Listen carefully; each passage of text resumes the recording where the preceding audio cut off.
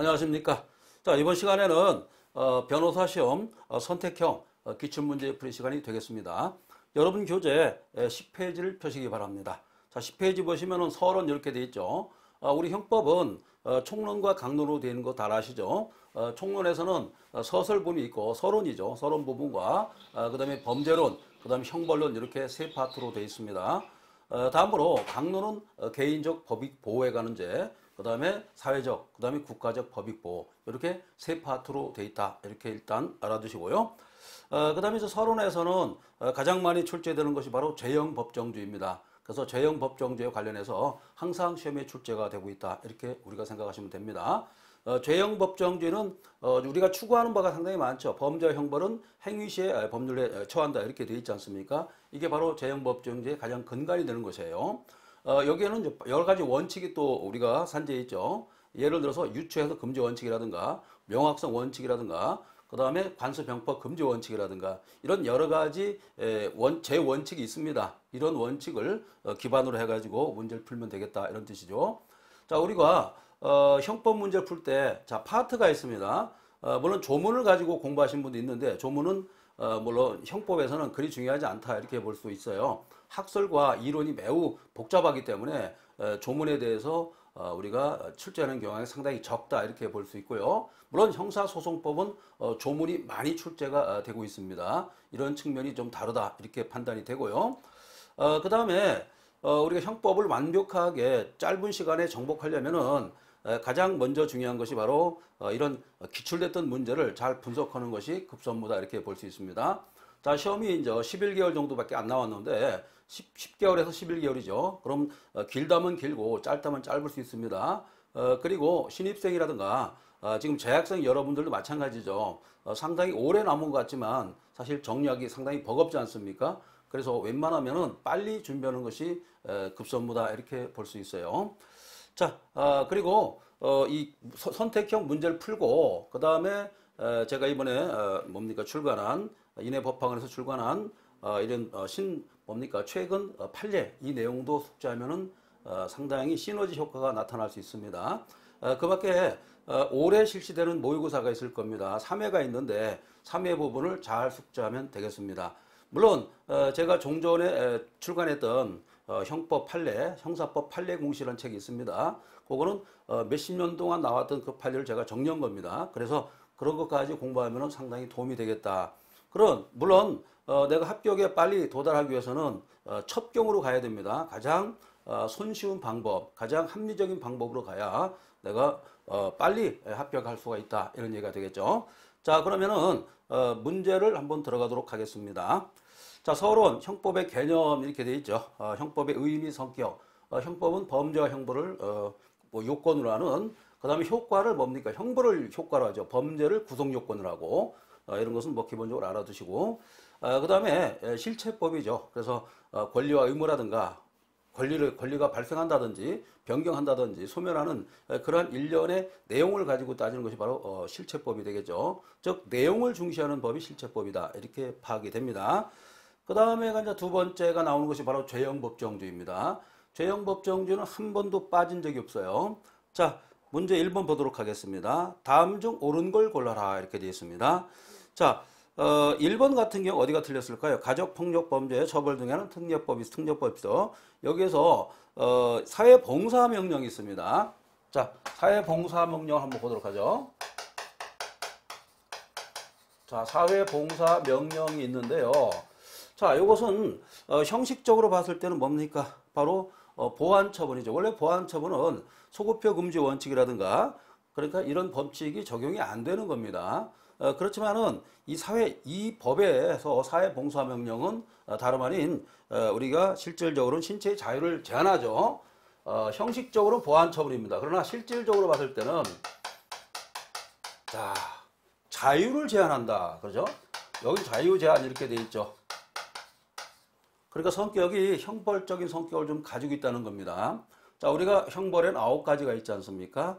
자, 사형부터 해가지고 몰수까지 이렇게 돼 있어요. 그래서 생명형, 그 다음에 자유형에 해당한다는 얘기죠. 자유를 제한했다. 그러니까 형벌처럼 보겠다. 이렇게 우리가 파악이 되는 거죠. 자, 그래서 1번은 적용이 된다. 틀렸습니다. 적용이 된다. 안 된다가 틀렸다는 거죠. 그러니까 소급표 금지 원칙이, 즉 형벌 불소급 원칙이 적용이 되는 겁니다. 왜 됩니까? 바로 자유 제한이기 때문에 실질적으로 봤을 때는 형벌 아니냐 이렇게 본 거죠. 실질적으로는 형벌이나 마찬가지다 이렇게 본 겁니다. 상당히 좋은 내용이었고요. 자, 그 다음에 2번은 뭐냐면 형벌법규를 개정하면서 말이죠. 종전에 형벌법규를 적용하도록 한 규정이 있습니다. 이것은 괜찮을까요? 이것은 형벌 불소급 원칙에 반하지 않는다 이렇게 답을 하셔야 돼요. 경과 규정을 줬을 때는 반하지 않습니다. 알아두시고. 자, 3번은 어떻습니까? 3번도 위배된다 이렇게 되는데 틀렸습니다. 거기 보시면은 행위 시에 없었던 보호관찰 규정이 그죠? 재판 시에 신설돼서 그 근거로 인해서 보호관찰을 명했다 이런 얘기죠. 그러면 형벌 불소급 원칙에 반할까요? 그렇지 않다는 거죠. 반하지 않는다 이렇게 답을 하시면 되겠습니다. 틀렸습니다. 자, 1번 문제는 상당히 복합적인 문제이기 때문에 이런 문제를 잘 풀으셔야 여러분들의 앞날이 꽃길이 열리는 겁니다. 자, 사항 보세요. 사항은 맞는 말인데 이건 얘기냐면 자, 노역장 유치 1억 원 이상의 벌금형을 선고하는 경우 노역장 유치 기간에 관한 하한을 중하게 하면서 이렇게 개정하면서 형법 제70조 제형을 어떻게 봤냐면요. 시행 이후에 최초로 여기서 조심해요. 최초로 공소 제기되는 경우에 적용하도록 했다 이렇게 되어 있습니다. 자, 이 형법 부칙 제2조 1항 어떻습니까? 자, 이것은 형벌 불소급 원칙에 위반될까요? 반하지 않을까요? 위반된다. 맞습니다. 왜 그렇습니까? 이것은 범죄를 저질렀을 때보다 그죠?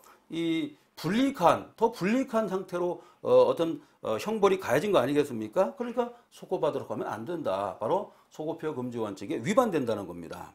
자, 여러분들 해설을 뭐 차근차근 읽어보셔도 괜찮고 특히 이제 재학생 여러분들은 이 문제 기출 문제를 잘 습득을 해야만이 나중에 합격의 영광을 빨리 안을 수가 있습니다. 자, 그래서 답이 4번이 맞고요. 5번 같은 경우는 DNA 신원 확인 정보에 관한 법률이거든요. 여기에서 어떤 수용자가 있습니다. 자, DNA법이라고 하겠습니다. 간단히. 이 DNA법이 있는데 어떤 A라는 사람이 수용자 신분이라는 거죠. 수용자.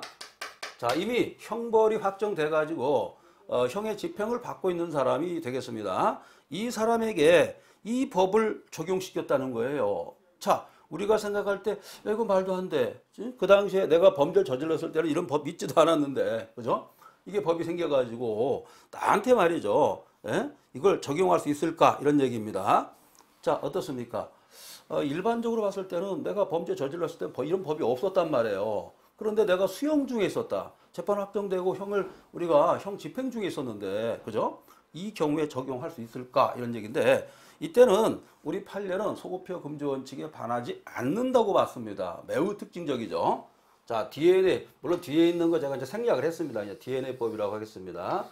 객관식 선택형이기 때문에 이 정도로 간단하게 축약을 해서 설명을 드렸습니다. 자, 어떻습니까? 문제 1번 풀어보니까, 자, 형법 객관식, 선택형, 그리 어렵다고 생각은 안 느낄 겁니다. 왜 그러냐면, 특히 이제 이 교과서, 이 문제집이 상당히 축약적으로 잘 되어 있고, 해설이 상당히 좋습니다. 그렇지만 처음 공부하시는 분들은 여기에 대해서 상당히 의아심을 가질 때도 있어요. 이 내용이 상당히 복잡하기 때문에. 그렇지만은, 일단 풀어보는 것이 좋다. 풀어봐가지고, 여러분들 어떻습니까? 처음부터 배부를 수는 없죠. 그래서 무단한 연습을 하게 되면은 어느 정도 내가 이제 실력이 오른다. 이렇게 보시면 되겠습니다. 자, 그 다음에 문제 2번은 제가 이제 요거는 간단히 제가 설명드리는데요. 이 도로교통법과 관련된 문제도 있고요. 그 다음에 여기서 문제가 바로 이제 2번이 되겠죠. 구특정 범죄자에 대한 위치 추적, 전자장치 부착 등에 관한 법률이 있거든요. 여기서 보면은 성폭력 범죄 2회를 범하여 이렇게 돼 있는데, 자, 우리가 소년법이 있어요. 소년법이 있는데, 소녀법은 없지만 소년법이 있습니다. 거기 보면 소녀 다 포함하는 그런 법인데, 여기에 보면은 보호처분을 받은 전력을 포함한다. 이렇게 돼 있습니다. 그러면은, 이것은 유추해서 금지 원칙에 반하지 않을까요? 어떻습니까? 소년 같은 경우는 아직 성년이 되기 전 아니겠습니까? 만약에 이걸 포함한다고 한다면은, 지금 상당한 수의 우리 청소년들이 여기에 해당해서 처음부터 범죄자가 될 거예요. 따라서 이것은 유추해서 금지 원칙에 반한다. 이렇게 답을 하시기 바랍니다. 자, 그 다음에 이제 문제 3번으로 곧바로 들어가도록 하겠습니다. 문제 3번도 소급표 금지 원칙이죠. 자, 죄형 법정주의 파생 원칙 중에서 이 소급표 금지 원칙이 제일 중요하다고 볼 수 있어요. 소급표 금지 원칙이죠. 소급표 금지 원칙은 뭐냐면 아무리 소급표 금지 원칙일지라도 행위자한테, 즉 범죄자한테 유리한 형벌이 됐을 때는 신법에 의하는 겁니다. 아시겠죠? 이때는 소급해도 상관없습니다. 즉 뭐냐면 이 법은 행위시법이 있고 재판시법이 있거든요. 그런데 재판시법을 행위시에 적용할 수 있을까? 이게 바로 소급표거든요. 근데 우리 형법 1조의 1항에는 어떻게 되어 있습니까? 범죄 성립과 처벌은 행위시법에 의한다. 이렇게 되어 있지 않습니까? 즉 뭡니까? 행위시법에 의하지 재판시법을 소급해서 적용하면 안 된다는 거예요. 그렇지만 어떻습니까? 신법이 더 경하고 무죄가 된다면 어때요? 신법을 적용하는 게 맞겠죠? 자, 그렇게 알아두시고 이번에 추구표와 관련해서 동기서를 우리가 폐기시킨 거와 거의 맥락이 같아요. 아시겠죠? 그렇게 알아두시면 되겠고. 자, 문제 3번에서는 핵심 포인트는 바로 1번 같은 경우는 어떻습니까? 이번에도 시험에 출제가 됐습니다. 지난번에도 한번 출제됐던 거잖아요. 그죠? 사회봉사명령, 가정폭력법상. 뭡니까? 바로 자유를 제한하기 때문에 형벌처럼 생각한다. 따라서 형벌 불소급 원칙이 적용이 된다는 겁니다. 그래서 틀렸죠. 자, 그 다음에 나번을 잠깐 보세요. 나번은 뭡니까? 양형 기준이죠. 양형 기준은 법적 판단 구속력이 없어요. 자, 양형 기준 하겠습니다. 양형 기준은 법적인 효과, 구속이 될 수가 없습니다. 사실상 구속밖에 없다. 구속도 아니죠. 판단 기준밖에 안 된다. 이렇게 볼 수 있습니다. 그렇다고 해가지고 양형 기준을 유월한다든지 이걸 오버해가지고 하면 또 안 되겠죠. 예를 들어서 어떤 권한을 행사할 때 이것이 남용이 된다든지, 그죠? 일탈 남용이 계속되게 되면 어떻게 됩니까? 이것도 위법 상태에 빠지게 되는 겁니다. 그렇게 알아두시고요.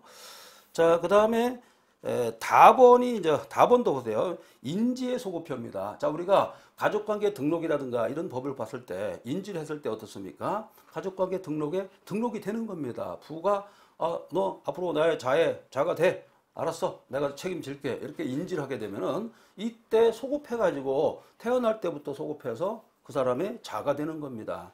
자, 그래서 이때는 형법상 친족 상도례가 적용이 됩니다. 아시겠죠? 친족 상대로는 328조에 나와 있죠. 매우 중요합니다.